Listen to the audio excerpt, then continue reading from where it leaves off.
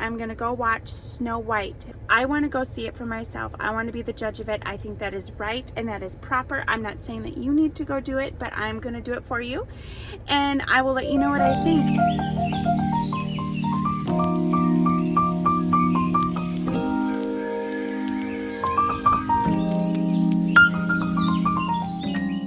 Snow White wasn't as bad as I thought it would be.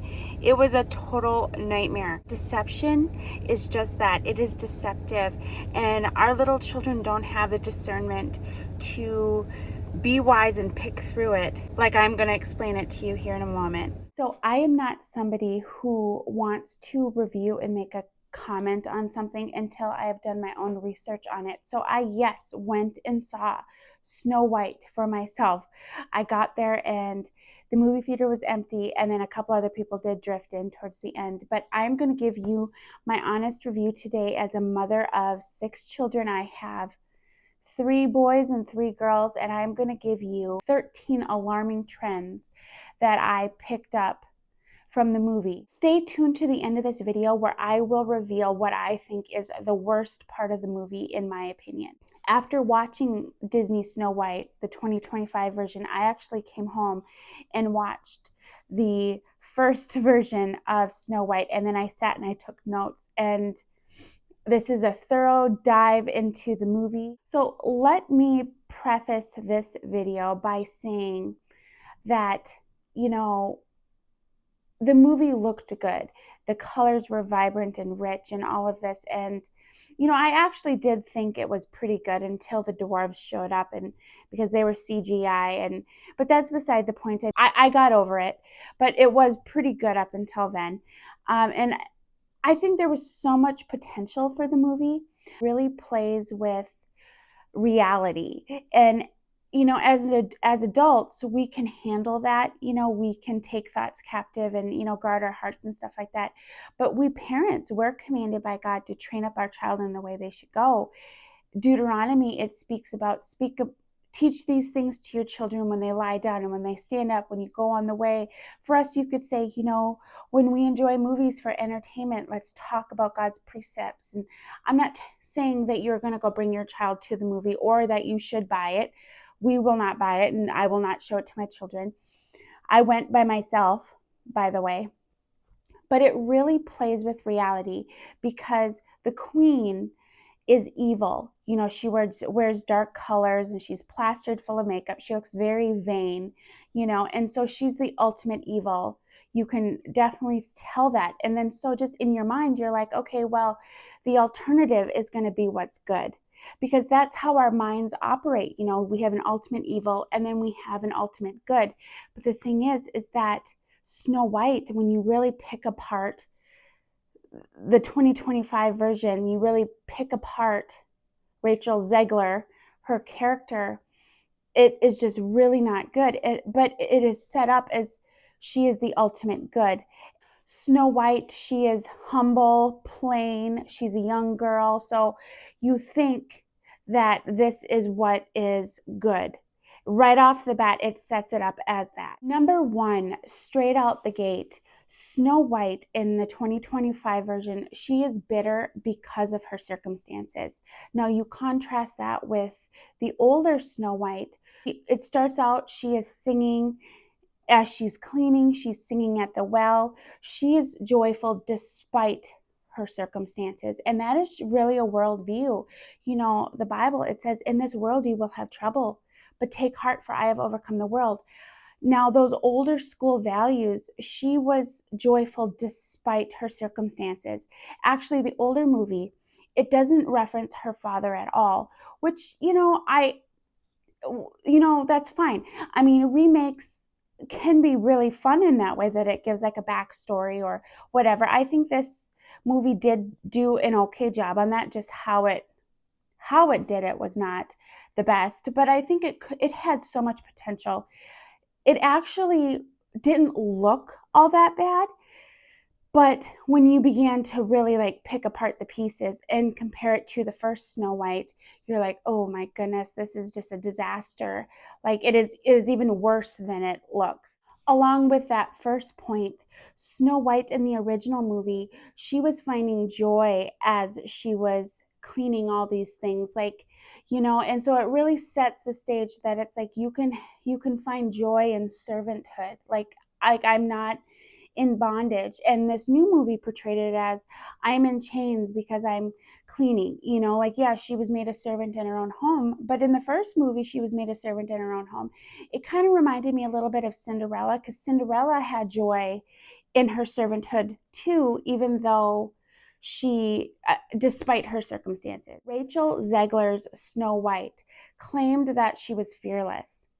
Now, contrast that with the older version, Snow White, after she falls down and she's crying and all this in the woods and stuff, she actually apologizes to all the animals for scaring them. She apologizes because she's afraid. And so you have like a girl boss versus I'm frail and I was afraid and I shouldn't have been. Now, fear in the Christian community can be kind of like, you know, God has not given you a spirit of fear, so therefore I need to be fearless. But if I have some different opinions on that, if you look at Jesus, just because he was the Son of God doesn't mean he jumped off the mountain when he was fasting and the devil said, jump off this cliff, whatever it was. So there's wisdom. Fear can be wisdom too. The original Snow White was very connected with her frailty as a woman and how she's delicate. And contrast that with the 2025 version. She's this girl boss, doesn't need to be afraid of nothing. And it really is, again, setting it up for a false reality. On this channel, I speak so often about teaching our children reality. Galatians 6:7. Do not be deceived. God cannot be mocked. A man reaps what he sows. So God is a God of reality. You put something in the ground, you will get something out. How does that translate to this? Well, as women, we are physically more frail. That is just reality. And so when we're setting up this mindset that you can do anything, you can be fearless, then you could have daughters who go out into the real world and think that they could do anything when really you can't. I mean, physically, we're just different. It's not better, to, let's say, man and a woman. It's not better, men's strength. We're just strong in different ways. And so you can really see these worldly values just strung into this movie. You really have this mindset of the grass is greener on the other side versus the original that is more content. She's content with her situation, with her lot in life. One of the things that the Rachel Zegler Snow White said was, she was singing a tune or whatever, which the music was pretty good. It was pretty creative, not that I agree with it in merit, but it was pretty catchy and all this. But she was singing, dare to disobey. Will I ever lead or will I simply be led? And again, it's like this girl boss, the grass is greener on the other side, and again, you have the evil queen who is clearly evil, but then you have Snow White here who's saying, will I ever dare to disobey? And so, yeah, you have this ultimate evil over here, but coming at it from a Christian perspective, disobedience is not a good thing. You have these little kids who are going to be watching this movie. Perhaps, there was one little girl in the movie theater. Other than that, it was like grandma, grandpa, and then 3 older girls. But you have these little girls who are going to be watching this, little boys too, perhaps. And it just plays with your sense of good and evil, and it's not just this movie. I mean, it's all over the place. I mean, Frozen was another one where it's like we exalt evil. This is something I've always kind of thought about, but Curious George even kind of does this. I mean, I have some DVDs on Curious George. My kids have watched that. Now, that is way back in the day, right? But it was even kind of in there too, where it's like the man with the yellow hat is always wrong and the monkey's always right. And it's like, I know the actual movie, I forget what the name was called, but the father apologizes to the monkey. The man in the yellow hat apologizes to the monkey, and it's just kind of like this condescending. It's very subtle. But again, when deception comes, I mean, if it was just in your face evil, we would be able to resist it. perhaps. But when it's subtle like this, the queen was clearly evil, but then you have this contrasting good character of Snow White, but she's not really good either, but she looks good, right? And that is what is so subtle about it. Now, deception, when the serpent came to Eve, he needed to be deceiving. He deceived her. It's got to look good. And that is what is so bad about this movie, I believe, is because there's a lot of things just subtly put in there. She goes into the dwarf's house, and the first thing she does after kind of scoping out the place is she goes up into their room and falls asleep. Now, contrast that with the older version where, I believe one of the first things she said is they must not have a mother. I mean, so you see this womanhood, this mother heart portrayed right off the bat. She doesn't go to bed right away. She goes to bed. She takes her nap after she has cleaned up the place. She gets on a pot of soup. She dusts. She sweeps. In the 2025 version, the one that I just saw yesterday, when she sings "Whistle While You Work," she's actually teaching the dwarves how to clean, but she never does anything. She's just teaching them how to clean. And that song, "And I'll Give You the Broom," in the original, it says, "I'll take the broom." But in this version, it says, "And here you have the broom." Like, it's just like these really subtle things. Like, in this new version, she never cooked. She never cleaned.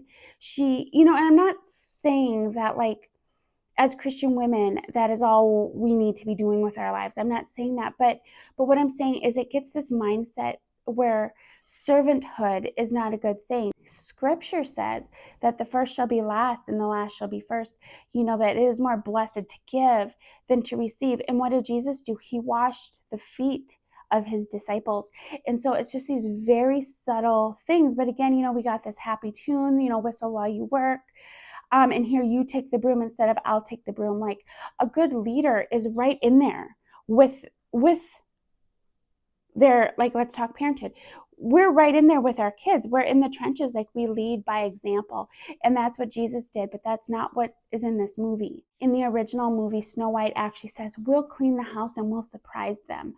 So it's almost like, I find joy in serving, in doing all of these things. I find joy in it, but then we're also going to surprise them. And that is really an old-fashioned value type of thinking because, when I first got married, for example, I loved to cook and clean and do all this stuff. And my husband would come home and, I could surprise him. That's kind of like a lost thing these days.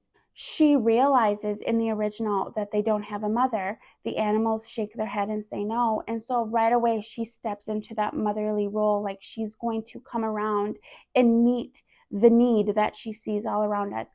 In contrast to the 2025 Snow White that just goes upstairs and takes a nap. It is this serving to bless and be blessed mentality that the original Snow White had that is completely void in this new movie. Something that the new Snow White said in one of her songs while she's teaching the dwarves how to clean and she's teaching them how to whistle, and "Whistle While You Work" is what comes out of that. She says, "The work gets done when work is fun." Now, that goes against my values as a Christian mother, because just because work isn't fun doesn't mean that we don't do it. Like, sometimes you have to put your nose to the grindstone and do things that you don't like to do. My husband, for example, doesn't particularly like getting up at 1 o'clock in the morning some days, but he does it to take care of us, his family. And so this mindset that we only work when the work is fun. Now, can work be fun? Absolutely. As mothers, can we make work fun for our kids? Sure. But my kids don't particularly love to do chores. I mean, it's not something that they would out of the blue enjoy doing, but they find joy in it when they do it. And I think that is kind of maybe the mindset where it's like, this is more of like, the reality is that we need to lead our heart versus I will not do it if it's not fun. If it, and fun is a very selfish thing. Like, I have to be having fun or I'm not going to do what is hard.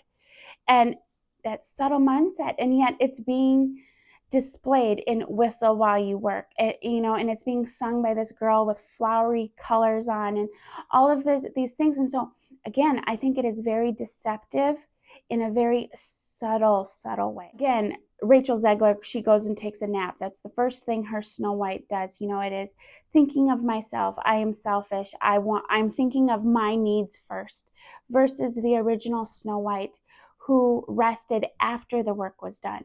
And in fact, the work brought her joy. It is an old-fashioned value that, serving blesses us too. It is better to give than to receive. It is selfishness versus selflessness. The only reason Snow White stays is because it's getting late, and I believe it started to rain. And so she ends up staying. The dwarves wanted her to stay. But in the original, she wanted to stay. I mean, again, she knows her frailty as a woman versus girl boss. I can do whatever. I can go out in the dark and I'll be just fine. I'm going to go and claim my father's kingdom. The original movie was never about reclaiming what was hers. Again, remakes can be really fun. They can be okay, right? I mean, look at The Hobbit, for example, and then they keep going back and telling more parts of the story. That is fine. But it's like this girl boss, I'm going to do it, and the dwarves don't know nothing. I mean, they kind of come off as stupid in this movie. Whereas you look at the original, they were the men of their house. And that the next morning when they left, there were several of them who said, be careful, don't talk to strangers. Grumpy said, don't let anybody in the house. So they are the men of their house, and she is the woman. She's listening. I don't need your help versus, will you let me stay? I mean, just stark contrast. Snow White in this new movie, she never ever makes the dwarves a meal. Even when she wakes up in the morning, she's just taking care of herself, and the dwarves are downstairs getting things ready. She's not a part of anything like that. The original movie, she is very motherly. That first night after she arrives, she has the stew going, and then she actually says, now go outside and wash. And they're all filthy, right? They got dirty hands and stuff. And so there's a whole thing there. But she's very motherly, like caring over them. And that is very absent in this new movie. In this movie, she was fearlessly brave, stupidly brave, almost to the point like it wasn't realistic. And the original, she was not outwardly brave. Now, bravery can come in all different shapes and sizes, right? Like if I'm trusting God that he's going to provide our family financially, and he's going to provide for us on one income, that is bravery. In the original, Snow White was fleeing evil, and then at the well she was singing about true love. The original, I think, was about this. She was fleeing evil and she was singing for true love. That was the whole point of it. But the point of this new movie was, I'm going to get away from evil, and then I'm going to retake back what is mine. Also, again, the dwarves, when they were leaving that first time in the original movie, they said, be careful, don't let in strangers. I mean, they're giving her tips to be safe. And that was the point. She was fleeing from danger. Now, the thing is this, that is wisdom. Fear, yes, we're not called to have a spirit of fear, but a little bit of fear is okay. Or I shouldn't walk out in the middle of the road and say that God is going to save me just because I'm a Christian. Like, there is wisdom. For example, you can see this when the serpent was tempting Jesus in the wilderness. He said, throw yourself off this cliff.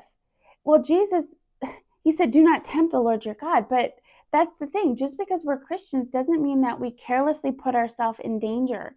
And that is, again, what plays on this deception of reality, because this movie, all it does is build you up and build you up, and you can do anything. This is the thing, and the reality is you cannot do anything. If you go outside and let's say you run away from home, bad things could happen. Or if you go wander up by the road, or bad things could happen. Just because you say you're brave does not mean that bad things can't happen. It is setting the stage for a false reality. But Snow White, she never did anything in this 2025 version that was for the dwarves.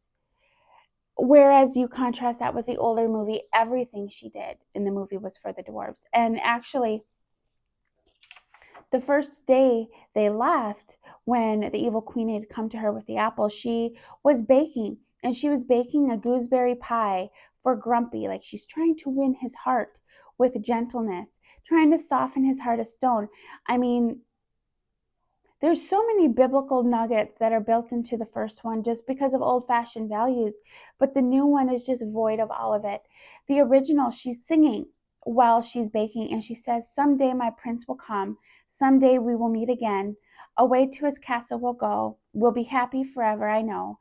Someday when spring is here, we'll find our love anew, and the birds will sing. Someday when my dreams come true." And so the prince is, in the original movie, he's really portrayed as a manly character. Like, he's a good thing. Like, he's the ultimate good, you know. I remember as a little girl, all I wanted to do was get married and have babies. And nowadays, you know, I'm not saying that going to college is wrong and stuff like that, but you know, we've really built women up to, you go to college and get a career and all these things, and you can totally see the values where they're skewed. What brought women happiness back then isn't what brings women happiness these days. But the thing is are these modern women really happy going and getting that job and not able to stay home with their children? So Prince Charming in the original, he's really portrayed as this good thing. Now stay tuned to the end for what I think is the worst part of this movie that actually does have to do with the prince. She was joyful in her selfishness, and in the original, she was selfless and joyful. Just huge contrast. I'm getting a little bit closer to the prince because this one is about the prince, but in the original movie, it says that he searched the land far and wide for the maiden. And then when he heard that she was asleep in the glass coffin, he came to her. Now, the prince in this movie was actually a bandit, and he is so pathetic. And so you have a pathetic bandit versus a vigilant prince, you know. It kind of gives off this vibe that men are just stupid versus, you know, how it was back in the day.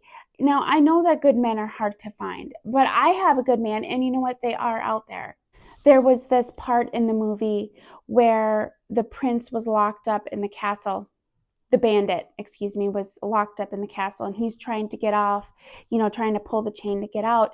And the huntsman is there, and he says, "I'll just give up. There's no use." But then when the prince guy actually tries, he actually starts bending the iron. I mean, it's so unrealistic. But the thing is it's like, oh yeah, so if you're lazy, it won't happen. But if you actually try, it will. You know, it just gives off like these really kind of vibes versus the prince in the old movie where he was vigilant and he was searching for her, and you know, just huge contrast. When the prince in the old movie kisses her, that is basically the end. He wakes her up, and it is the ultimate good. They found each other. She rides off on his horse that he just puts her on, and she basically is leaving the protection of the dwarves, and now she's under the protection of the prince. A beautiful image. It is the ending of the movie, happily ever after they live, right? Versus this movie where the bandit kisses Snow White, wakes her up. She doesn't even say thank you. And then she goes off to finish her story and save her father's kingdom and all of this. It kind of gave the vibe that men are just a means to an end. But then after you do what I want you to do, then I don't need you anymore. And, you know, that's that. And it was just kind of an icky vibe. The point that I have for that one is that, you know, love is the ultimate good, which is true, versus love just to use and get what I want.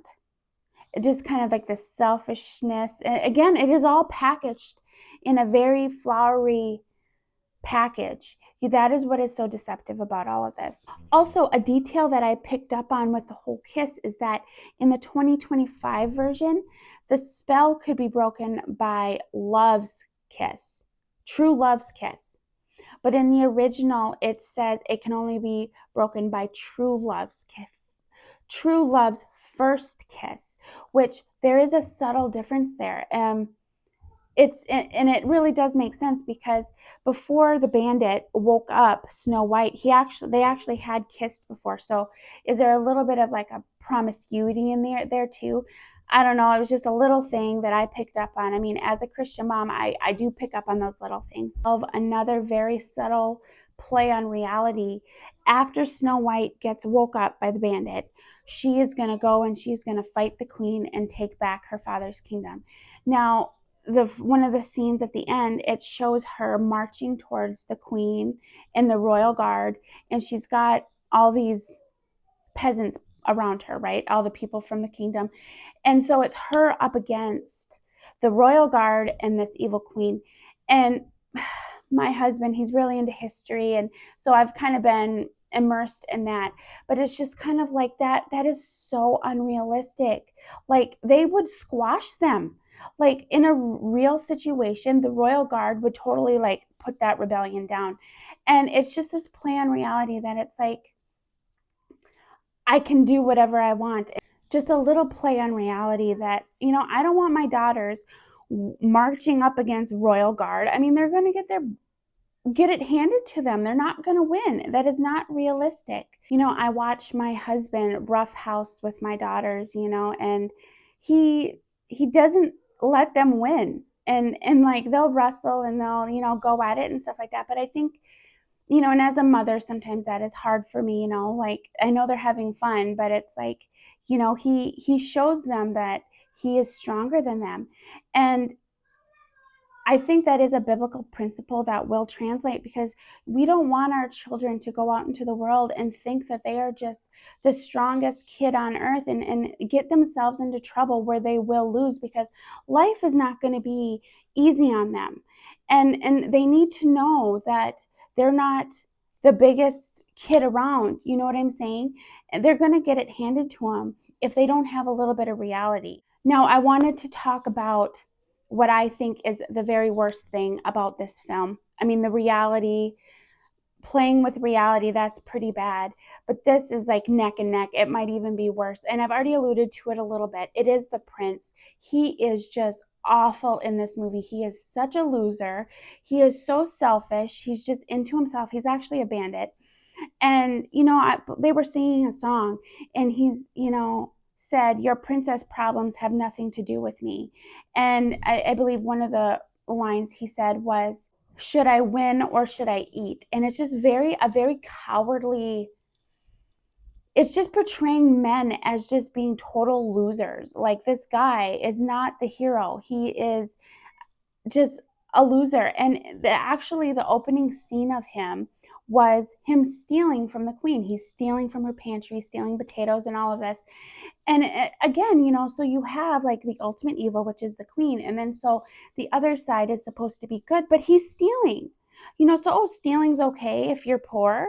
No, like stealing is okay if you're oppressed. That is not something that I believe as a Christian mother. Like, God says not to steal. Stealing is bad, but you have it contrasted with the ultimate evil. And so you can portray that stealing is good, and stealing is not good. He was very pathetic. He was lazy. He was unchivalrous. He was just not a very nice man, as opposed to, oh, my alarm's going off. My yogurt is done. Sorry about that. As opposed to the original, he's very chivalrous and, at her aid and will protect her. And I think that is the ultimate evil part of this movie, because I do believe that in our culture, masculinity is really under attack. And actually, in this movie, I believe that he is toxic. That is not a good man. Is that the type of men that we want our daughters to want to be with? Just these lazy, unchivalrous, selfish men. No, I want my daughters to have high standards of the type of man that they're going to be with. I hope that I was able to shed some light on this movie. Have you seen the movie? Are you planning on seeing it? Are you going to wait till it comes out? I mean, I was just a little bit curious. I'm like, is it really as bad as people say? And I don't want to jump to conclusions. I want to see it for myself. The acting and the graphics weren't as bad as people made them sound, but the messages, the hidden messages, were just awful. If you got one or two things out of this video, like and subscribe, comment below, and until next time, bye for now.